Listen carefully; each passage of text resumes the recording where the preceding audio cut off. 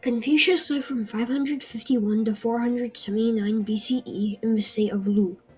During his era, competing kingdoms struggled for power in the Eastern Zhou dynasty.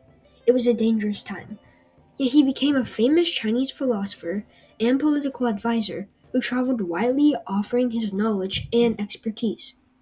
His home in Sufu still exists and is a popular destination today in Shandong province. Born as Kong Qiu and known in China as Kung Fu Zi, over time, Master Kong's ideas would become the foundation of Chinese society. He is known widely for the ethical and social system he put in place called Confucianism. Confucianism is a system that highlights virtue, morality, and respect for the community and its values. In Chinese, it is known as Ru. For religious principles are called Ru Jiao, while social teachings are called Ru Jia. In Confucian thought, the responsibilities of a people to the community are more valued than the rights of the individual, but the person still matters. We find these virtues in the Analects of Confucius, a book about philosophical beliefs written by his followers. Confucius responds to his pupils by simply answering their questions, and that becomes his teaching.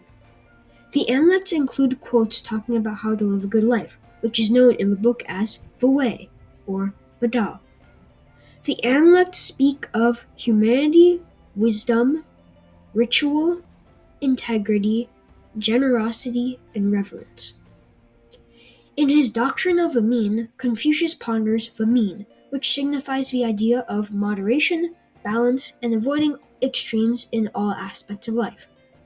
By cultivating virtues like honesty, integrity, and compassion, individuals fulfill their responsibilities and contribute to a harmonious society. This pursuit of virtue is considered a fundamental right of every individual, with famous lines that are still used today, like the Golden Rule, which is do unto others as you would have them do unto you. Thus, Confucianism includes an approach to human rights and outlines a set of responsibilities of a person to follow. The philosophies of Confucianism are to follow the five virtues. These virtues include Ren, which means benevolence or caring about others. Next is Yi, or righteousness, good morals. Third is Li, or propriety, such as proper behavior. Next, Zhi means wisdom and knowledge. And finally, Xin, or trustworthiness. Thus, a person should seek to be a sage on the inside first, to become a king on the outside second, which is called 内圣外王. Therefore, a king also had to behave properly to enjoy the right to rule, the mandate of heaven. All could live peacefully in this benevolent rule called Tianxia. If he did not serve the people, he would lose this right and may be overthrown.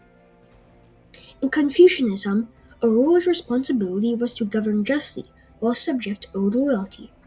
Parents were responsible for nurturing children. The goal in Confucianism is to have a good society, and to do that, you first need personal responsibility.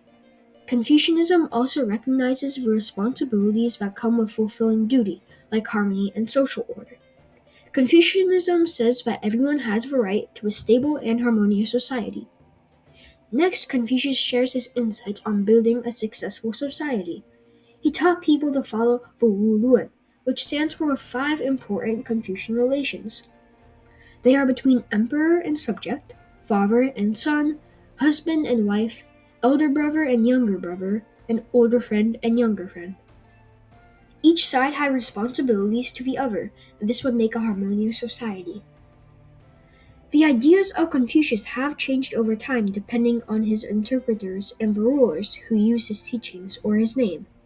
Mengzi and Sun Tzu are two of the most influential of his later disciples, but many others continue to wrestle with his ideas. Certainly, Confucian principles continue to influence societies today, emphasizing values like respect, responsibility, and the pursuit of excellence. Neo-Confucianism would also spread to later dynasties and other parts of Asia. This new Confucianism is the main influence of not only modern China, but is also still very relevant in places like Japan, South Korea, Singapore, Taiwan, and Vietnam, and wherever such people have moved. Confucianism has its critics, however.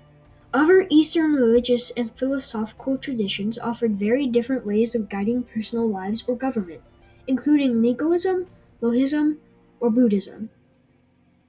At the same time, Western thinkers often suggest it is very conservative and undemocratic, with its top down relationships. These relationships also give higher status to men, father, husband, and brother, for instance, and women are barely mentioned. Thus, some blame it for gender inequality. Confucianism is a product of ancient dynastic life in a family based society where farming was the norm. It does not call for many of the rites that have become more and more common in modern times, yet we can still see its virtues in promoting peaceful and safe societies based on an ethical system of good behavior and basic human rights.